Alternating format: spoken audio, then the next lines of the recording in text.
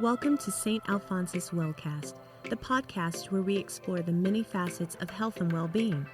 This podcast is brought to you by St. Alphonsus Corporate Health and Wellbeing and a generous grant from the St. Alphonsus Foundation. Thanks for listening and enjoy the show. Hello and welcome to the St. Alphonsus Wellcast. This is Kim Kleaveland. I'm the nurse practitioner at St. Alphonsus Corporate Health and Wellbeing Department.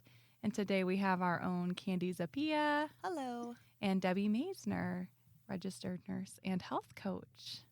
And all things mindfulness extraordinaire. Yes. Thanks for coming on, Debbie.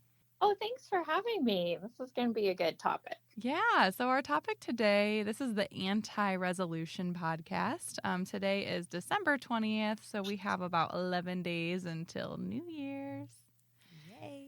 So I thought this was a really fitting time to talk about options for resolutions and why it may or may not be a good idea to set a resolution for yourself.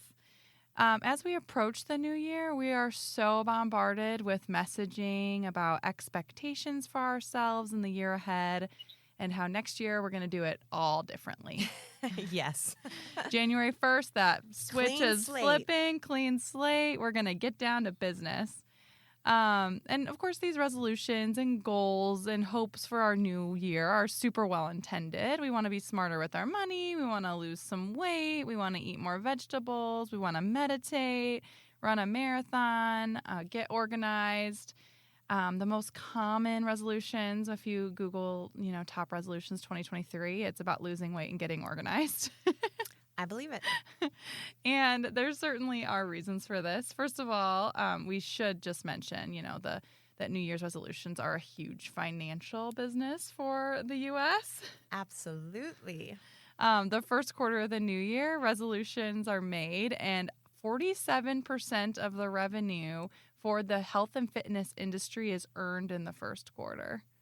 It's Wow. a high number, but at the same time, it totally makes sense because all you see is commercials and ads. Like I'm getting on my Instagram all these Les Mills discounts for if you sign up now. All the gyms are like sign up, zero down. And, they're really kind of like jumping on that opportunity to get people who are ready to make a change. Yeah, 100%.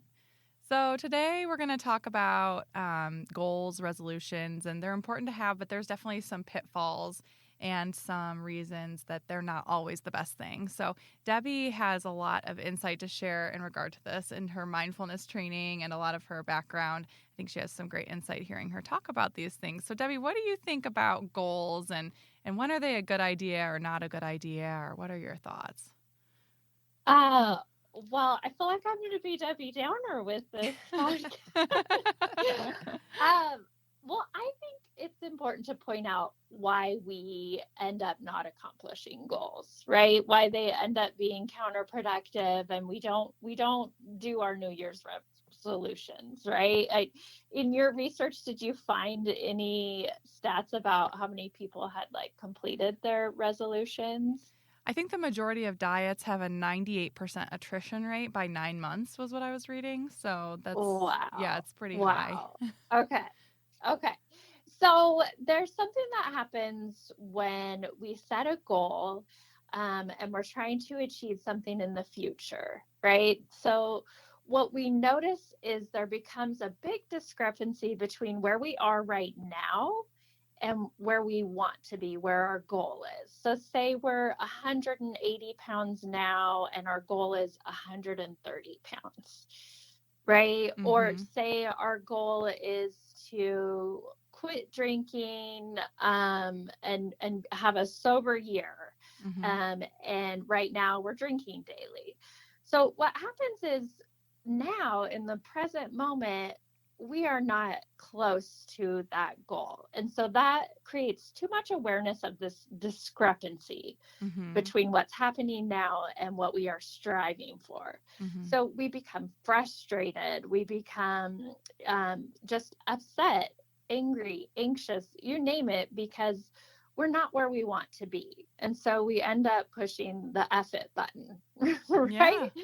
Because there's such a big difference between where we are now and where we are going. And so one of the things that we find also when we are setting goals, and we are just trying to achieve more and more, is we become less happy. Because what happens is we're not paying attention to the now. We're just always striving. We're just always getting to the next thing, right? When you think about like when you went to school, like, okay, once I graduate high school, then I'll be happy. Okay, once I graduate college, then I'll be happy. Once I get married, once I have kids, once I lose 50 pounds, whatever it is, we're always striving to get to the next thing. And it's once we get there, have like short-lived happiness, right? We get there and we're not happy, or else we're upset because we're not where we want to be. And so that's where we find problems with goal setting. Yeah. Can you guys relate? Oh, definitely.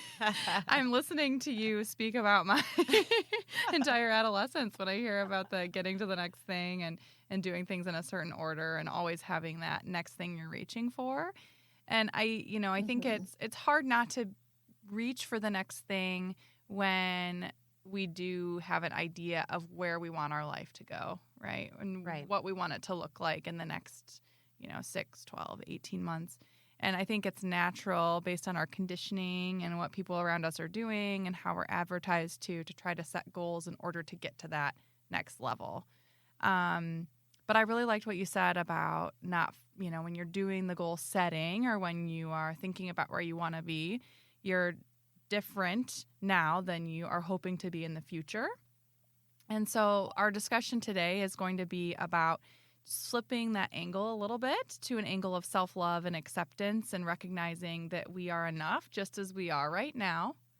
And if you currently, at the end of this, still feel like there are things that you want to do to embody a life that is congruent with what you're hoping for, then hopefully you'll do it from more of a place of self-compassion and self-love and awareness of all that you already are. So Candi and I did do a podcast on finding purpose, and there was a really popular exercise in there about an exercise about how to find your purpose and how to find what was important to you. So we're going to kind of use a similar format for a brief little journey to self-discovery of self-love and acceptance. And this is a really great journaling exercise. So if you have time to grab a pen and paper, you can go through the exercise with us, or you can just think through it. But it's kind of a fun one to go through. And when setting the stage for this, there are 4 truths I can tell you, no matter who you are, where you are, listening to this podcast, that are completely true of you, independent of any goals, dreams, or outcomes you're hoping for. So are you ready? I'm ready. Okay. So these 4 truths are: you are resilient, you are capable, you will make mistakes, and you have the power to thrive. Love that. How do you feel when you hear those words? Well, I feel a little energized. I do. I feel energized. I think looking at it that way is such a positive way to look at it. And again, just knowing that you are enough and hearing those words. Those are things that I guess you need to write down and maybe put on your mirror or something every day in the morning, kind of like as a mantra. I'm writing them down. Can you say them again, Kim? I didn't even get them all. I know. You are resilient. You are capable. You will make mistakes. And you have the power to thrive. Yeah. So many people listen to this may be skeptical. Like, I would not blame anybody for thinking like, well, how do you know? Right? You don't know me. But let's go through each one as this exercise unfolds, and we can kind of talk about why these are true for you no matter what. The first one being you are resilient. I can tell you right now, you have made it through 100% of your hard days. And that alone is resilience. You pick yourself up, you dust yourself off, and you get on with your life. And that is resilience. You have made it through 2020, 2021, and 2022, which are 3 of the most trying years, physically, socially, politically, and all sorts of realms of life. Very challenging for everybody, and we are here. So what I want you to do is think of an example of something that you've made it through. And this could be anything. This could be, making it through a long road trip with a couple of flat tires like one of our coworkers, or just a major setback in your life. Could be small, could be big, but you have made it through and you have demonstrated an ability to rise above when some of the odds are stacked against you. What do you think, Deb? Oh, 100%. I am, as of January 1st, 2020, sober. And I mean, now it's been 3 years, and I just think like that was the hardest thing I've ever done. And I know I am resilient and I can do hard things if I can do that. Yeah. And we're so proud of you, Debbie. I know. Round of applause. Round of applause.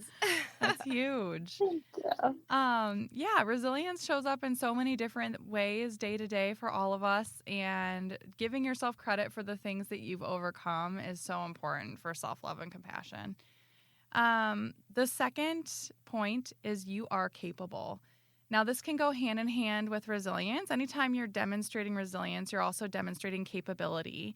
But also, just to make it through life, you have to be able to do so many things, whether or not the odds are stacked against you. The amount of brain power it takes to make small decisions throughout the day, to show up to work, to be a member of your family, to do whatever it is you're doing every day, that takes some capability. And then taking it a little bit deeper, I want to encourage everybody just to think of something that you feel particularly good at or capable when you are doing. Now, if you can't think of something, it may be helpful, as we did in our Finding Purpose podcast, to ask people around you and recruit friends and family to say, like, what am I good at? What do I seem really capable of doing? What seems to be something that comes easy to me? And our family members and friends are often so much better at recognizing our own strengths than we are, because we never give ourselves quite enough credit. But think about it. It could be anything. This could be, you're really good at listening when someone needs you to. You are really good at putting together IKEA furniture. You are really Is good. anybody good at that? No. I don't know. You are really good at anticipating the needs of people around you. You excel at laughing and finding a reason to laugh in different situations. It could be something more concrete, like you're really good at completing certain tasks. Whatever it could be, just think of what you're capable of and give yourself a moment to relish in that and to be proud of yourself for what you're capable of. Debbie, what are you capable of? What do you feel really good at? I think I'm good at listening. Well, I would attest to that. Yeah. You are a really good listener. How about you guys? How about you two? Well, I'm good at communicating. I'm good at communicating. Mm-hmm. I think I can be a good listener, but I can also be able to communicate and convey messages to people in a way that they can understand. I think you're both good at those Agreed. things. Yeah. Kim? Yeah, I know, right? Put me on the spot. I'm really good at putting my nose down and grinding out a to-do list. Ooh, yeah. I feel very capable with a to-do list in my hand. She has beautiful penmanship Yeah. and notebooks everywhere. So true. Many notebooks, mostly because I lose them. But okay, so that's number 2. Number 3 is know that you will make mistakes. This is 100% true. You will make mistakes. You are going to make a mistake today, tomorrow, and probably most days in 2023, because we are human and imperfect. So stepping back and recognizing this is such a great thing, because it takes a lot of the shame and guilt around something that is naturally going to happen out of the equation. Right. This is not throwing your hands up and abandoning all accountability for your actions, but it is stepping back and recognizing this will happen. Yes. So knowing you're going to make mistakes and giving yourself grace for this, I think, is really powerful, because it also allows you to give people around you grace and understanding for the mistakes that they make. I don't know if you've ever been in a situation where things didn't go according to plan, or somebody, at the airline ticket counter lost your reservation, or, myriad of things that happen in the public sphere when you're interacting with other individuals. But have you ever said, it's okay, it happens, and then seen the look on their face when they realize that you're not going to freak out on them? that look of relief that comes over them, or just surprise, because we're all so conditioned, most Right. of us, to think that mistakes are completely unacceptable. But Right. allowing ourselves to make mistakes and those around us is a great act of grace and acceptance. And I think that, recognizing this for ourselves is the first place to start. Absolutely. And this sets the stage for the final point, which is you have the capability to thrive. You have the power to thrive. You have all you need inside of yourself to be successful, however that looks for you. You have the power to dig deep, and you can provide a loving environment for yourself and your friends and family, and show up the best you can each day to your job and relationships. And by being a champion for yourself and others and helping others realize their own resiliency and capability, creating this environment of love will push us all forward so that we can all thrive together. Beautiful. Yeah. So Yeah, I'm not thank you, saying Kim. resolutions aren't good or useful. I think coming at a resolution from a place of knowing you're capable and you have this ability, and knowing that you're resilient, and knowing that you are enough deep inside, does allow you to make small steps to live in a way that's more congruent with what you're hoping for. Debbie, what would a mindfulness practice surrounding this look like, and in terms of marrying our idea of creating goals and resolutions along with knowing what we are deep inside? Well, I'm glad you brought this up because it made me think of a couple antidotes to goals, right? Mm-hmm. And that are related to mindfulness too, but not necessarily. But one is focusing on our values. So our values are kind of like our compass in life. So it could be family, it could be love, it could be health, and they are kind of are used like guideposts to just make sure we're on the right track. And so when we are making choices, say you are wanting to lose weight or quit smoking or whatever that looks like for you, if you have a value of, let's say, love and health, those are two of your top values. Well, when you make your choices daily, you can ask yourself, is this moving me towards love or away from love? Is this moving me towards health or away from health? So it can be a little more guiding, like I said, just to really narrow down what your values are versus specific goals. Yeah, can you give some examples of some values that people may draw upon, just so people can pick something maybe that resonates with them? Yeah, I mean, there's so many. You can, like I said, family and love. I probably say that because those are some of my top values. For some people, it might be peace. It could, that could be an adjective, could be happiness, it could be worthiness, it could be integrity. You can actually do a lot of values based tests to find out what like your top 3 or 5 values are. So that can be really helpful for people who are like, what are my values? What does that mean to Yeah, live by my values? I love Can you that. guys think of what your values are? Yeah, I mean, I think those two that you mentioned at first, like health and love, are two of my biggest values, along with, of course, family. Those are three things that I try to live my life by and use as guideposts for sure. Right. I lean towards the family, faith, and health. Those are probably my top 3 values that just guide Yeah. everything that I do.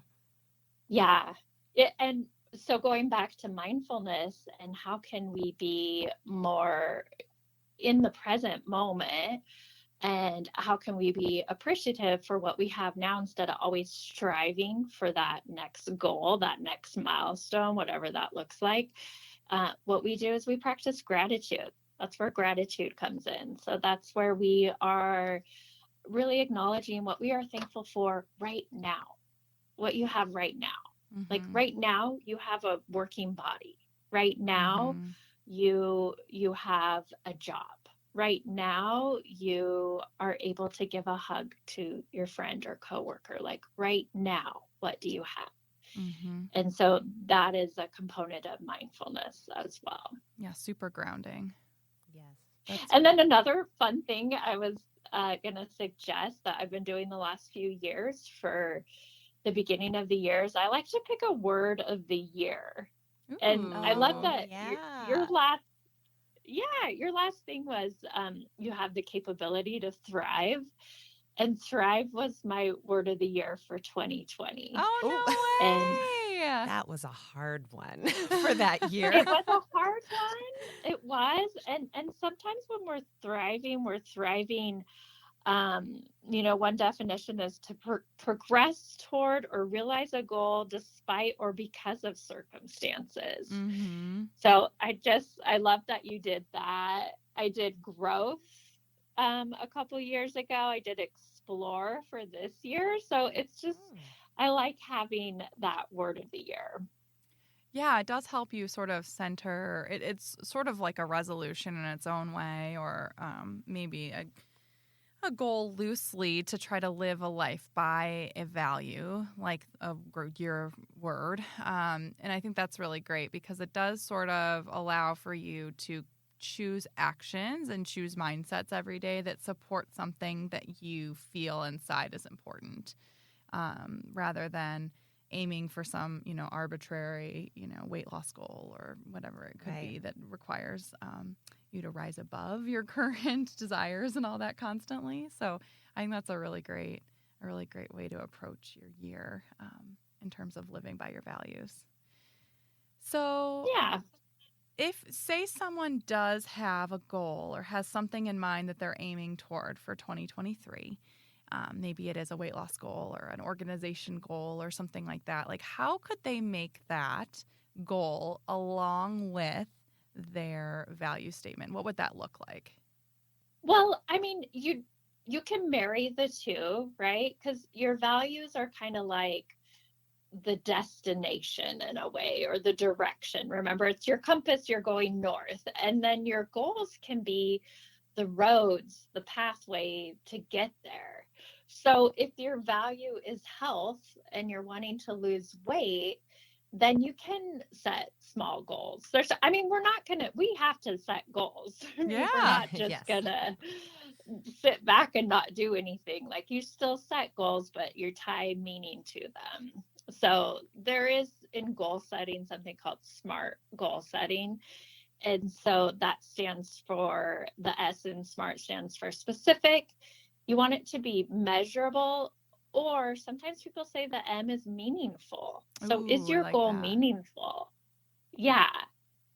Is it actionable? Is it something that you can actually do? Is it realistic? That's the R in SMART, and T would be time wise. So you can definitely set some specific goals. Just make sure that they're tied to a bigger meaning for you. Yeah, I think that's so true too. And I think finding the reason that you're aiming for a goal is so important for the goal. I think in health coaching and in healthcare in general, we are seeing so many individuals and they come in and they say they want to lose 20 pounds, or that's the number one that I see a lot. But there could be a myriad of other things. I want to quit smoking. I want to do whatever it is, but they're not really sure why they want to do that. They just say, either, well, I think I should, or, I want to look good in a bathing suit, or my doctor keeps telling me I have to quit smoking or something. And when you're finding the reasons for your goals are external or are being told to you, it's much harder to adhere to the goal. And then maybe it's not necessarily meaningful for you. Right. And recognizing what you're okay with versus what you want to change because of something inside of you that's attributed to a value completely changes the goal. So, for example, that person who wants to lose the 20 pounds, if they're saying, that they're not sure why, then it doesn't mean as much. But if they're tying it to health, then maybe setting a goal of eating a balanced plate 3 times a day, because they know that those foods that they'll be eating with a balanced plate are going to be nutrient dense and feed their body in a meaningful way, rather than, eating foods that are less nutrient dense or something, is more likely to actually get them to their goal or to their value of health than just the weight loss goal, et cetera. So I think finding the value and the reason for the goal and digging deep into why that goal matters for you is so important. And then also looping it back around and recognizing so much that you have inside of you to achieve that goal and to be okay just as you are is so important for the new year. So, in conclusion, resolutions certainly have a place in terms of helping us set goals and helping us reach higher in the new year, but recognizing where our values lie and what we're hoping for and why is such an important way to approach things. And then remembering all that we have inside ourselves to propel us forward and to thrive both ourselves and within our communities and as a greater population is what we're all hoping for. So thank you so much for joining us today. We so appreciate you, Debbie and Candi, and we hope you have a wonderful end of 2022 and that 2023 shines brightly for you. Thank you for listening to this episode of St. Alphonsus Wellcast, brought to you by St. Alphonsus Corporate Health and Wellbeing and the St. Alphonsus Foundation. Always be sure to catch new episodes by subscribing to us through all major podcast platforms, including Apple, Google, and Spotify. We hope you'll tune in again. Until then, be well.